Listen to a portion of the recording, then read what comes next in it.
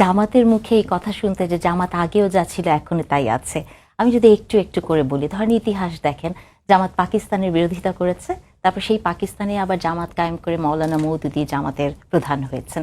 জামাত বাংলাদেশের অস্তিত্বকে অস্বীকার করেছে এবং তারপরে বাংলাদেশেই জামাত রাজনীতি করছে। আবার আমার ভাই নিজেই বললেন যে জামাতের শফিকুর রহমান সাহেব উনি জাসদ করতেন, জাসদ থেকে উনি আবার জামাত হয়েছেন, তাই না? এই যে এক্সাম্পলগুলো দিলাম যে জামাত আসলে শেখ হাসিনা যেমন লেবাস পরেছিলেন, জামাতও বিভিন্ন রূপে বহু রূপে থাকে। আপনি দেখবেন যে ছাত্র ইলেকশনগুলোতে, স্টুডেন্ট ইলেকশনে আমরা দেখেছি যে শিবির নাম নিয়ে তারা কখনোই ছিল না।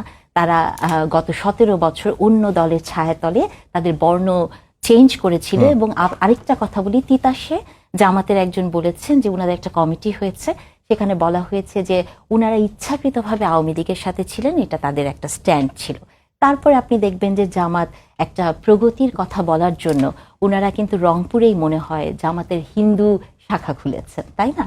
মানে আপনি চিন্তা করেন, ইসলাম হচ্ছে মূর্তি পূজাকে সবচেয়ে, মানে ইসলামে কোনোভাবেই মূর্তি পূজা পারমিটেড না, তাহলে জামাতে ইসলামী ওনারা কি করেন? ওনারা একটা জামাতে ইসলামী শাখা খুলেছেন যেটা হিন্দুদের দিয়ে, হিন্দু শাখা জামাত ইসলাম। তাহলে এটাই হচ্ছে একটা সিম্পল এক্সাম্পল যে জামাত হচ্ছে এমন একটি দল যারা বহু রূপে বহু সময় বহুভাবে থাকে এবং জামাত সবসময় উইন উইন গেম প্লে করে। দেখবেন যে গত 17 বছরেও জামাত যেহেতু অন্য একটা লেবাসে ছিল, তারা উইন উইন সিচুয়েশন ছিল, যেটা অন্য রাজনৈতিক দলগুলো থাকতে পারে না।